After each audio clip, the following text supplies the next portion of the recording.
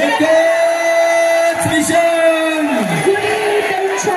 एकच मिशन. ज्यांचं वचन हक शासन आहे असे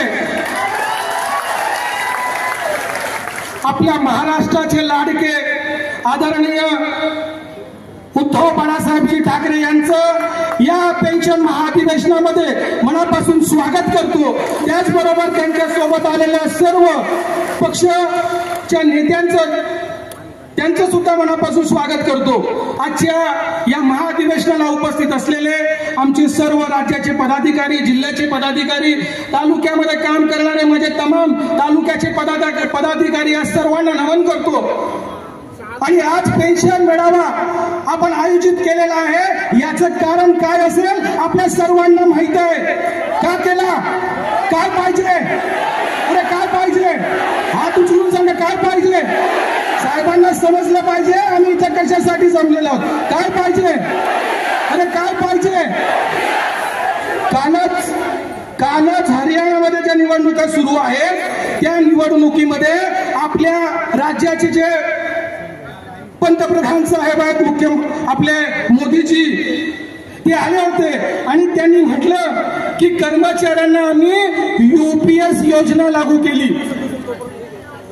कोणती योजना लागू केली? यूपीएस योजना. आणि कर्मचारी खुश आहेत. मी तुमच्या माध्यमातून विनंती करतो आमच्या प्रधानमंत्री साहेबांना, हे महाराष्ट्राची गर्दी पहा. जर यूपीएस योजनेला कर्मचारी खुश असतात तेवढ्या मोठ्या प्रमाणात महाराष्ट्रातले कर्मचारी इथे उपस्थित झाले नसते.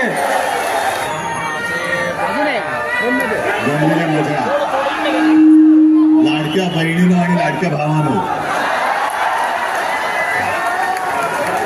हा किडा तुम्ही बघताय. तुम्ही भाऊ आहात ना, कर्मचारी नंतर आपण एक कुटुंब आहोत. आपण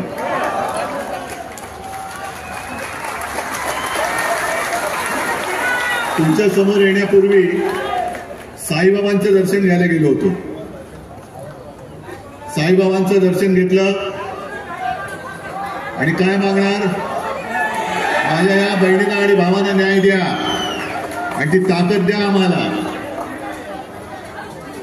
आज मी तुमच्या प्रेमाने भारावून गेलोय, कारण तुमचा आक्रोश हा सरकारच्या कानी जात नाहीये. आणि मी विचार करत बसलो की तुम्ही मला काय म्हणून बोलवलं. मी तर उल्लेख झाला माझा, माजी मुख्यमंत्री, माझा पक्ष चोरलाय, चिन्ह चोरलाय, वडील पण चोरले, आणि तरी तुम्ही माझ्याकडे मागताय. मला तो शशी कपूर आणि अमिताभ बच्चनचा डायलॉग आठवला. कुठला पिक्चर मधला, दीवार.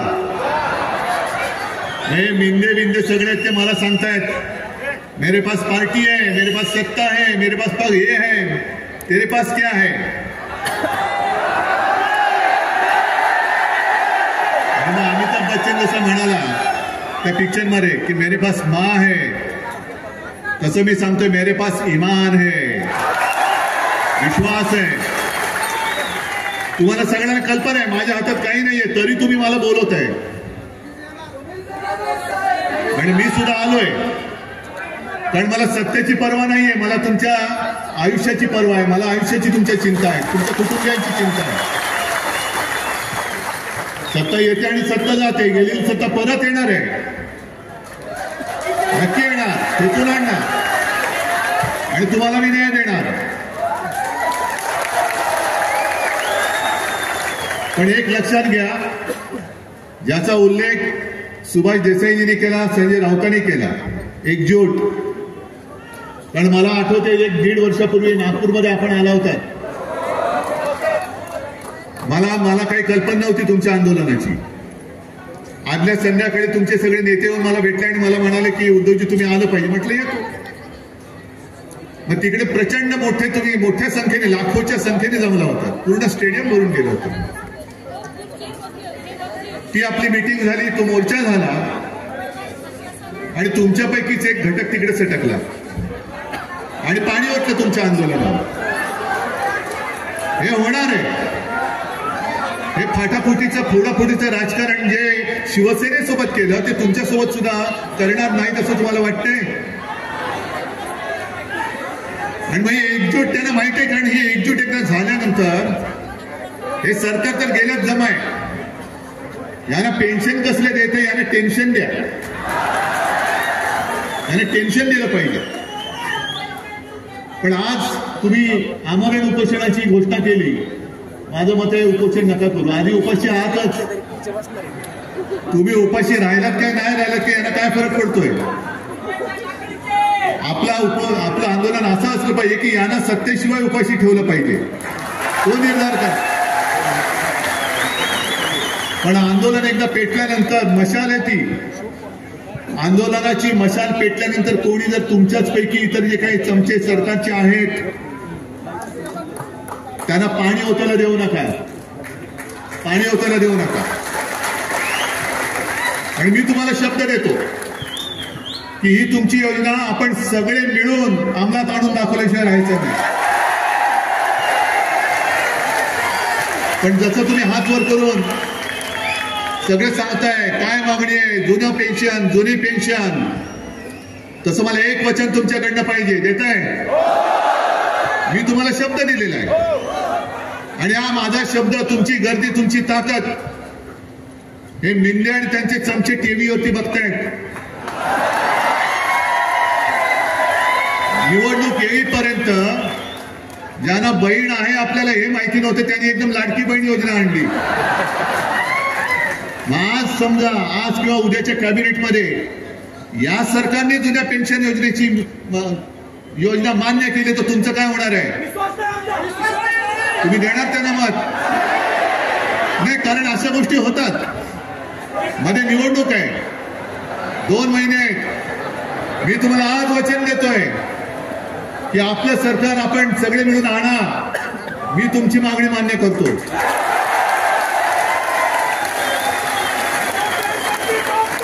पण ही मागणी मान्य करतोय ही तुम्हाला मी वचन दिल्यानंतर यांना तिकडे घाम फुटणार आहे आणि हे या कॅबिनेटमध्ये ही योजना मान्य केल्याचं जाहीर करतील कदाचित.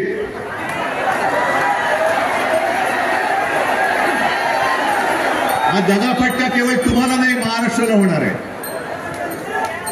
आणि एक लक्षात घ्या, ज्याने माझ्याशी गद्दारी केली, ज्यांना कुटुंबात मी मानलं होतं, ज्या शिवसेनेच्या कुशीतून यांचा राजकीय जन्म झाला, त्या शिवसेना आईवरती वार करू शकतात, हे तुमच्यावरती वार नाही करू शकणार. आणि म्हणून मला हे सरकार नकोय. मला मुख्यमंत्री होण्याची स्वप्न तेव्हाही नव्हतं, आता सुद्धा पडत नाहीये.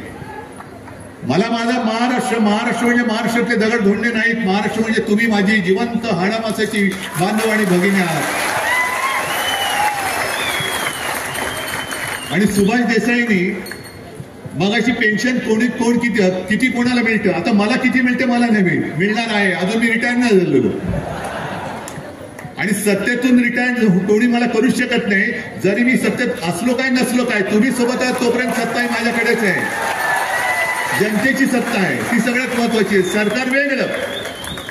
शिवसेना प्रमुख कुठे सत्तेमध्ये होते, पण सत्ता त्यांच्याकडे होती ना. ही ताकद आहे, हे माझं सरकार, ही माझी सत्ता आहे.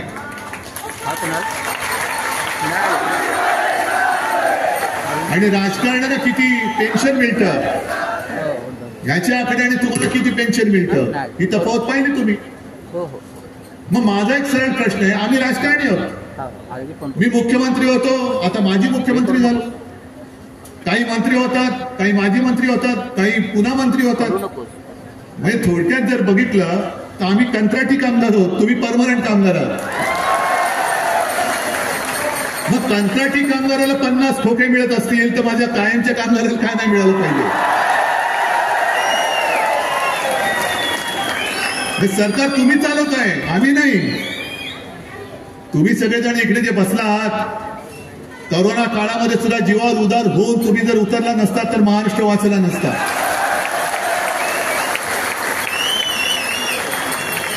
ही योजना आम्ही जाहीर करतो, पण योजना तुम्ही राबवता घरामध्ये जाऊन. आणि तुम्ही जर का साथ दिली नाही तरी सरकारच चालू शकत नाही, कोणतंच सरकार चालू शकत नाही. अनेक अशा योजना आहेत फोटो कोणाचे येतात? राजकारण्यांचे येतात. आता दाढीवाल्याचे फोटो सगळे येतात. किती मुख्यमंत्री उपमुख्यमंत्री तेच कळत नाही. म्हणजे आता ती लाडकी बहीण योजना आणली, पण लाडका भाऊ कोणाला म्हणायचं तेच बहिणीला कळत नाही. कारण म्हणतो मीच तुझा भाऊ, मीच तुझा भाऊ, मीच तुझा भाऊ. हे सगळे फुकट खाऊ आहेत, पैसा जनतेचा.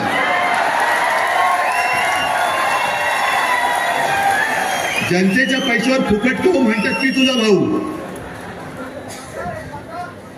आणि तुम्हाला कल्पना आहे, एक राजस्व योजना आहे महसूलची, माहितीये ना, महाराजस्व. बरं, तुम्ही सगळे वेगवेगळ्या खात्यातले लोक आहात. महसूल मधले आहेत, कोण कृषीचे आहेत, कोण महिला बाल विकास आहे, कोण शिक्षण आहे. सगळेच आरोग्याचे आहात. मूळ योजना राबवण्याचं काम तुम्ही करताना महसूल पोलीस पण आहेत, सगळेच राज्य चालवणारे तुम्ही आहात. या योजना आता जे काय चाललंय खरं म्हणजे तुमचं कामच आहे ते. आणि म्हणून सरकार चालतं की दाखले देणं, भूसंपादन करणं, आरोग्याची तपासणी करणं. मग ती योजना जी होती किंवा आहे ती गुंडाळून ठेवून आता यांनी जी काय थेरं सुरू केले आहेत, सरकार आपल्या दारी, काय वेगळं त्याच्यामध्ये? जे काम तुम्ही करता त्याचं श्रेय हे घेतात उपटसुंब, हे उपटसुंब घेत आहेत. मी शेतकऱ्यांची कर्जमुक्ती केली, जरूर केली, मला अभिमान आहे, एक समाधान आहे. पण एक तरी मी कार्यक्रम तुमच्या सगळ्यांना विचारतोय. मगाशी तुम्ही बोललात ना शेतकऱ्याची मुलं आहात, मी एक तरी कार्यक्रम असा केला होता, व्यासपीठ टाकून शेतकऱ्याला कर्जमुक्त करण्याचा कार्यक्रम मी डामडौलाने केला होता. कारण माझं कर्तव्य मी पार पाडतो. याच्यात काय सत्कार कशाला करून घ्यायचा? हे माझं काम आहे, माझं कर्तव्य आहे. नाही तर मी बसलो कशाला तिकडे? दुर्दैवाने मी मुख्यमंत्री असताना कोरोना आला, नाही तर तुम्ही म्हणाल तर तुम्हाला आज इकडे आपण जमण्याची वेळच नसती आली. अनेक अशा योजना आहेत की ज्यांच्यासाठी तिजोरीकडे बघितलं जात नाही. तरुण टका योजना, महिलांची मतं पाहिजेत, ज्या फुकट प्रवास करा, चांगल्या गोष्टी आहेत, नाही म्हणत नाही मी.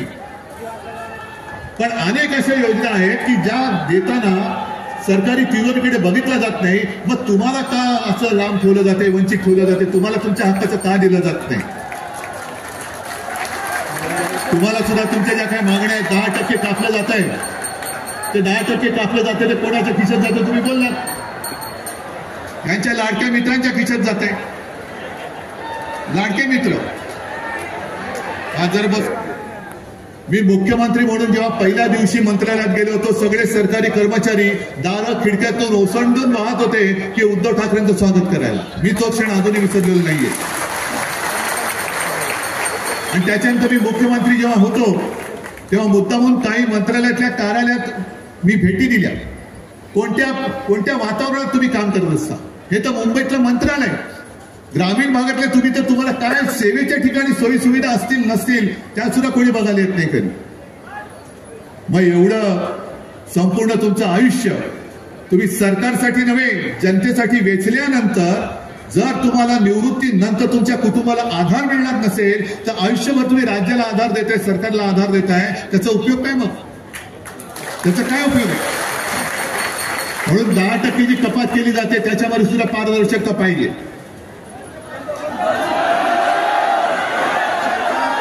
करायची की नाही?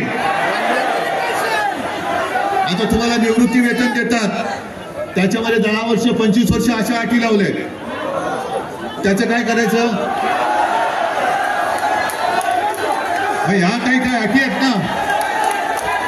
बरं, आता दुसरी गोष्ट. हॅलो नाना आले का? आहे पुढे आता तुमचा बॅट्समन आलेला आहे. पुढचा बॅट्समन आलेला आहे. नाना, मी बहुतेक 4 आणि 6 मारले असावेत असं वाटतंय. काय बाकी राहिलं असेल तर तुम्ही काय ठोकून द्या.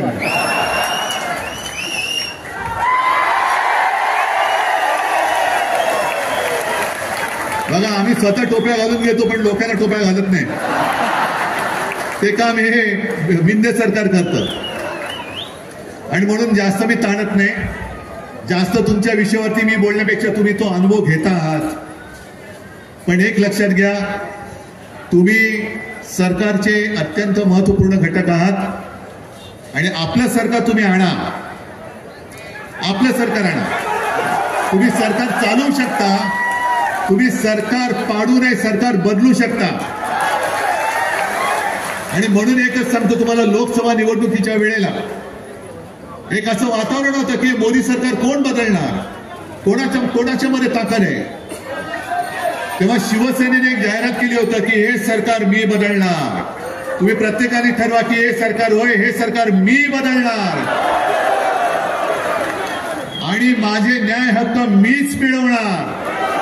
न्याय हक्काचा जो काही लढा तुम्ही उभा केलेला आहे त्याच्यामध्ये मी तुम्हाला वचन देतो की आपलं सरकार आल्यानंतर तुम्हाला हवी असलेली जुनी पेन्शन योजना